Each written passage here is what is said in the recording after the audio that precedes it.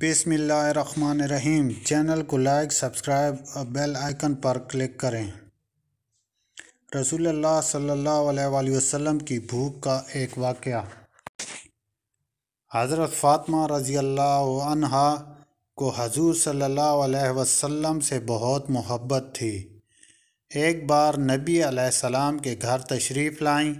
आप अलैहिस्सलाम ने पूछा कि कैसे आना हुआ। आप रज़ियल्लाहु अन्हा ने दुपट्टे का पल्लू खोला, इसमें आधी रोटी थी। नबी करीम सल्लल्लाहु अलैहि वसल्लम की खिदमत में पेश करके कहा, अब्बा जान आपके लिए तोहफ़ा लाई हूँ। पूछा ये कैसे? अर्ज़ किया हम कई दिनों से भूखे थे।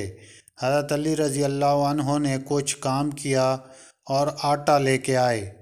मैंने इसकी रोटी पकाई।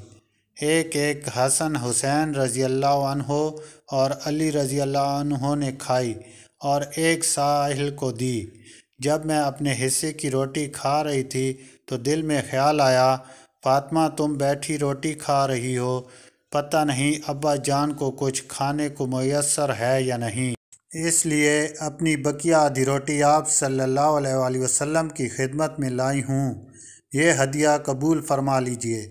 नबी करीम सल्लल्लाहु अलैहि वसल्लम ने फरमाया, ऐ फ़ातिमा कसम है मुझे अपने रब की, 3 दिन गुज़र गए हैं तेरे बाप के पेट में खाने का एक लुक़मा भी नहीं गया। अल्लाह अकबर। प्यारे दोस्तों, सरकार दो जहां का ये आलम है कि 3 दिन से खाना नहीं खाया, फाके काट रहे हैं। हमारी मेज़ों पर बहुत सा खाना होता है, हमें भी चाहिए कि आस पास का ख्याल रखें, कहीं कोई भूखा ना सो रहा हो।